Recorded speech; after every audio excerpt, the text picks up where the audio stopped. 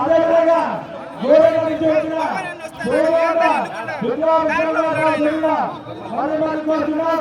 జయ బలిగా జయ జయ బలిగా ఇక్కడికి వచ్చినందుకు చాలా సంతోషం.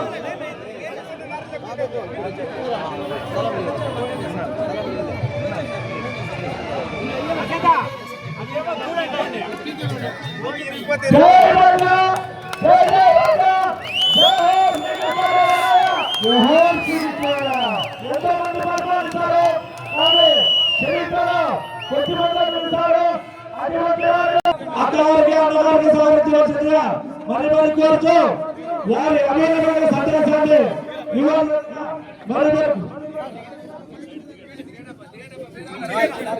ఉపాధ్యక్షులు స్టేజ్ మీద రావాల్సిందిగా విగ్రహం దగ్గర రావాల్సిందిగా కోరుతున్నాము. దయచేసి విగ్రహం దగ్గర రావాల్సిందిగా మరి మరి కోరుతున్నాను.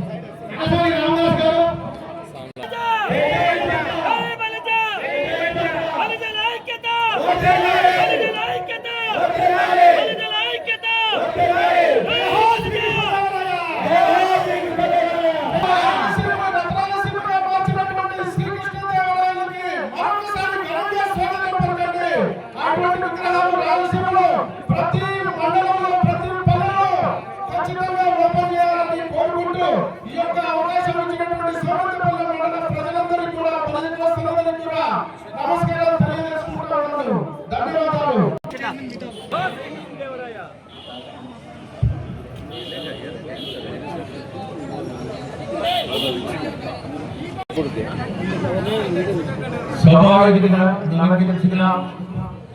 బీసీ సంక్షేమ శాఖ మంత్రులు శ్రీమతి సునీత గారు, సోదరుడు నరసింహారావు గారు, చాలా సంతోషం.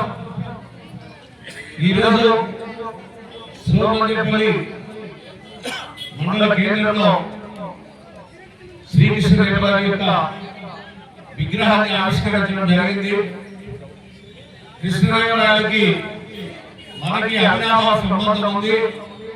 దానికి కారణం మన ప్రాంతం, మన పెనుగొండ ప్రాంతంలో పెనుగొండ రెండవ క్యాపిటల్ సిటీగా ఏర్పాటు చేసుకుని పరిపాలించినటువంటి వ్యక్తి శ్రీకృష్ణదేవరాయలు.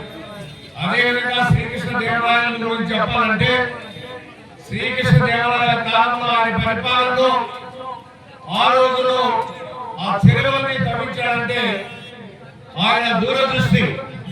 ఇది కరువు ప్రాంతం, వెనకబడినటువంటి ప్రాంతం. ఈ ప్రాంతంలో నీరనేది చాలా కష్టతరమైనటువంటి విషయం. నీరుంటేనే ఏదైనా సాధించేదానికి, పంటలు పెట్టుకోవడానికి, రైతులు సుఖ సంతోషాలతో ఉండేదానికి ఆనాడు చెరువులను కూడా నిర్మించడం జరిగింది. కృష్ణదేవరాయ కాలంలోనే నిర్మించడం జరిగింది. అదేవిధంగా మనం చూసాం పెనుగొండ కొండగిరి కూడా చూస్తే లక్ష్మీ నరసింహస్వామి ఆలయం ఉండేది. దాన్ని శిథిలావస్థ చేరుకోవడం జరిగింది. ఇప్పుడు గగనమోహన్ గుర్తుంది. అదేవిధంగా ఆ రోజు మంత్రిగా మహామంత్రి మెంబర్స్ ఇప్పటికీ అక్కడ ఆయన గోరి సమాధి కూడా అక్కడ ఉంది. కాబట్టి మనకి కృష్ణదేవరాయ కుటుంబానికి సత్సంబంధాలు ఉన్నాయి. అదేవిధంగా మంచిగా పరిపాలించినటువంటి దక్షుడు శ్రీకృష్ణదేవరాయ. ఆయనని మననం చేసుకోవాల్సినటువంటి అవసరం ఉంది. ఆ రోజు మనందరికీ తెలుసు అక్కరాయలు బుక్కరాయలు విజయనగర సామ్రాజ్యాన్ని స్థాపించారు.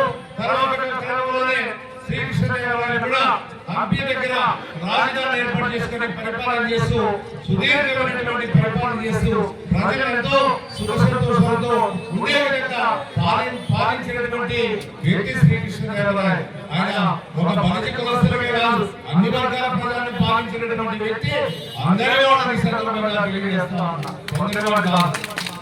అదేవిధంగా ఈరోజు బలిగేశ్వరులు కూడా ఇక్కడ ఒక విగ్రహాన్ని ఏర్పాటు చేసుకోవడం జరిగింది.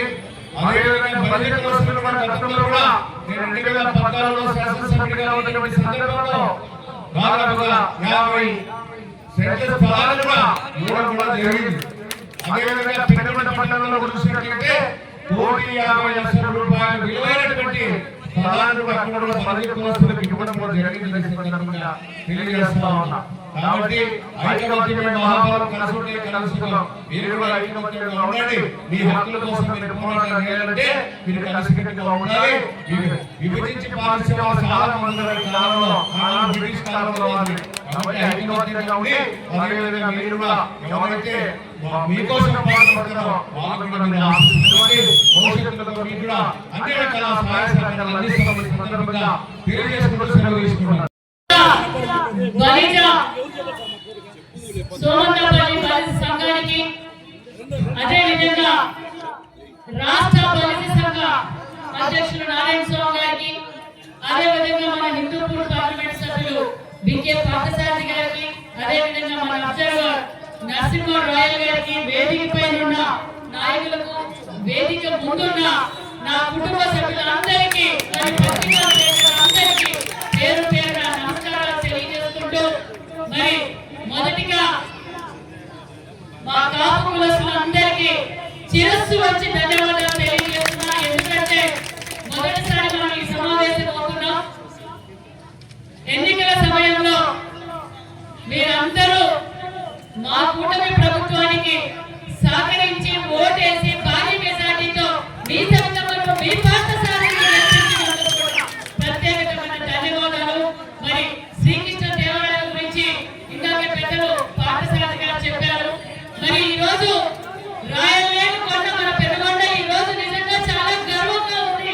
ఎందుకంటే శ్రీకృష్ణ దేవరాయల గారి విగ్రహ ఆవిష్కరణలో పాల్గొనే అవకాశం కల్పించిన నా సోదరులందరికీ ప్రత్యేకమైన ధన్యవాదాలు. ఎందుకంటే శ్రీకృష్ణ దేవరాయలు భగవంతుడు యుద్ధాలు చేసి రాత్రంతా ప్రజల సంక్షేమం కోసం మరి మారు వేషంలో తిరిగి ప్రజల పరిపాలన ఎలా చేయాలి, రాజ్యాన్ని ఎలా కాపాడుకోవాలో మరి 15 సంవత్సరాల కిందటే ఈ రోజుకి నేటికి నాటికి ఈ మొత్తం చరిత్రలో నిలిచిపోయిన రాజు మన శ్రీకృష్ణ దేవరాయలు అన్న విషయం మన అందరికీ తెలుసు.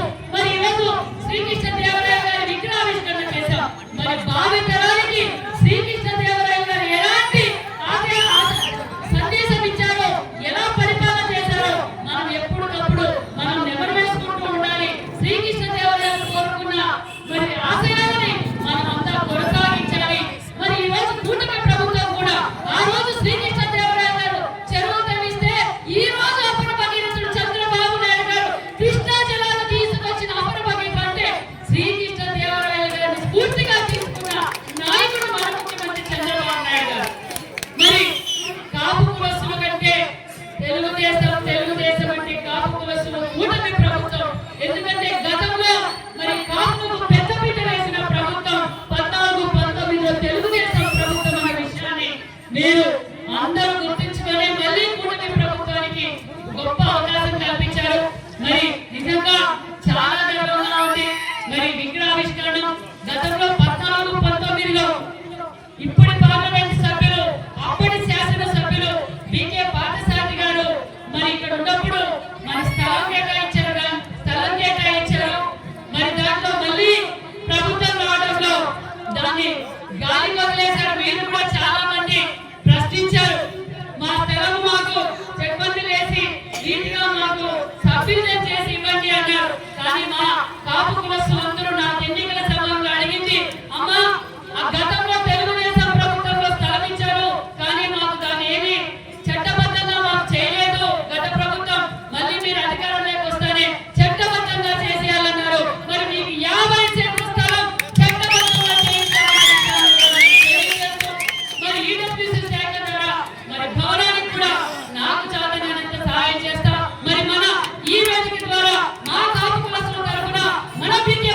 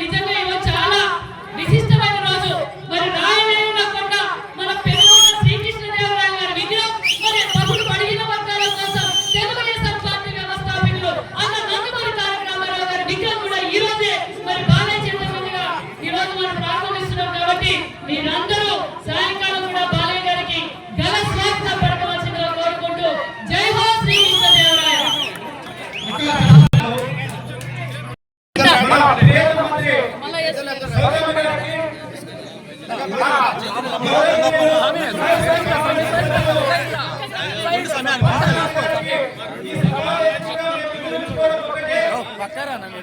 మన శ్రీకృష్ణదేవరాయ జయంతిని అధికారం వ్యక్తం చేస్తున్న ముఖ్యమంత్రి గారి దృష్టికి తీసుకెళ్ళి